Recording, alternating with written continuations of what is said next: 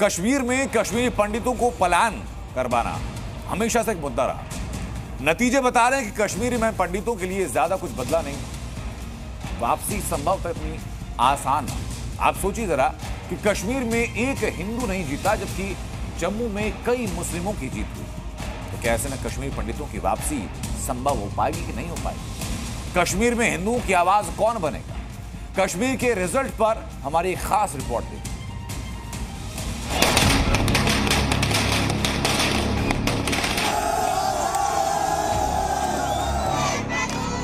जम्मू कश्मीर के चुनावी नतीजों के बाद सबसे ज्यादा चर्चा कश्मीर को लेकर हो रही है, क्योंकि वहां एक भी हिंदू कैंडिडेट नहीं जीता, जिनके पलायन का मुद्दा पूरे चुनाव में छाया रहा। लेकिन रिजल्ट आने के बाद अब लोग पूछ रहे हैं कि कश्मीरी पंडितों की बात कौन करेगा, घाटी में हिंदुओं के मुद्दे कौन उठाएगा। क्योंकि कश्मीर में हिंदुओं का कोई प्रतिनिधि नहीं रहा, सवाल है कि क्या इसके पीछे वहां की डेमोग्राफी है।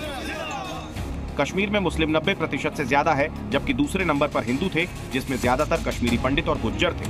लेकिन कश्मीरी पंडितों को भगा दिया गया और ज्यादातर गुज्जर धर्म परिवर्तन कर मुस्लिम बन गए। राज्य की 90 सीटों में से 47 सीटें कश्मीर में, तो वहीं 43 सीटें जम्मू में हैं। जम्मू में हिंदुओं की आबादी ज्यादा है, फिर भी 43 सीट में से कई सीट पर मुस्लिम प्रत्याशियों ने हिंदुओं को हराकर जीत हासिल की है। लेकिन कश्मीर में यह कारनामा नहीं हुआ, वहां किसी ने हिंदुओं की आवाज बनने की कोशिश नहीं की। ऐसे में कश्मीर के नतीजों पर कई सवाल उठ रहे हैं। मसलन, क्या कश्मीरी पंडितों की वापसी हो पाएगी? क्या कश्मीर में 90 का दौर वापस लौटने वाला है? क्या भविष्य में कश्मीर में हिंदुओं की आबादी और घटेगी? अब्दुल्ला की सरकार कश्मीरी पंडितों की आवाज बन पाएगी? इन सवालों ने कश्मीरी हिंदुओं की चिंता बढ़ा दी।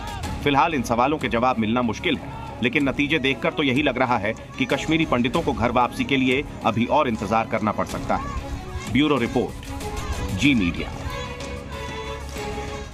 2014 विधानसभा चुनाव में महबूबा मुफ्ती किंग मेकर की भूमिका में थी, बीजेपी का साथ दिया और जम्मू कश्मीर में बीजेपी और पीडीपी की सरकार बनी। हालांकि सरकार 2.5 साल चल पाई, लेकिन 10 साल के बाद जम्मू कश्मीर की जनता ने पीडीपी को पूरी तरीके से नकारा।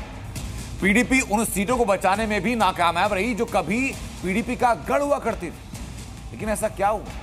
10 साल में क्या बदल गया है, इस रिपोर्ट में जरा देखिए।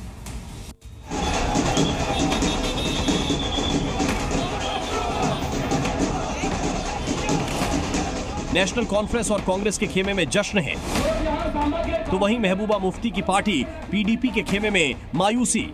जम्मू कश्मीर में 10 साल के बाद विधानसभा चुनाव हुए। पिछले चुनाव में सबसे बड़ी पार्टी बनकर उभरी पीडीपी इस बार किसी तरह अपना खाता खोलने में सफल रही। नतीजे इस बात का सबूत है कि जम्मू कश्मीर में इस बार महबूबा मुफ्ती का जादू नहीं चला। महबूबा अब नतीजों के लिए नेशनल कॉन्फ्रेंस को बधाई दे रही हैं, साथ ही क्लियर मैंडेट के लिए जनता को भी बधाई दे रही हैं। नेशनल कॉन्फ्रेंस और कांग्रेस की क़यादत है, लीडरशिप है, उनको मुबारकबाद देना चाहती हूँ। उनकी बड़ी शानदार कामयाबी हुई और उसके साथ साथ जम्मू कश्मीर के लोगों को भी मुबारकबाद देना चाहती हूँ कि उन्होंने एक स्टेबल गवर्नमेंट के लिए वोट डाला। दरअसल चुनाव प्रचार के दौरान इस बात के कयास लगाए जा रहे थे कि नतीजों के बाद महबूबा मुफ्ती किंग मेकर की भूमिका में आ सकती है, लेकिन जनता ने पीडीपी के चुनावी वादों और दावों को सिरे से खारिज कर दिया। महबूबा मुफ्ती ने वोटों के ध्रुवीकरण के लिए अपनी पूरी ताकत लगाई थी। यहां तक कि हिजबुल्लाह चीफ नसरुल्लाह की मौत पर पीडीपी ने अपना चुनाव प्रचार भी रद्द कर दिया था। लेकिन चुनाव के नतीजों में इन चुनावी स्टंट का कोई असर नहीं दिखा। महबूबा मुफ्ती और पीडीपी को लेकर नाराजगी का असर इस बात से भी समझा जा सकता है कि महबूबा मुफ्ती की बेटी इल्तिजा मुफ्ती को पीडीपी के गढ़ बिजबेहरा में जबरदस्त हार का सामना करना पड़ा। इस हार के बाद इल्तिजा मुफ्ती ने एक्स पर पोस्ट कर पीडीपी के कार्यकर्ताओं को धन्यवाद दिया।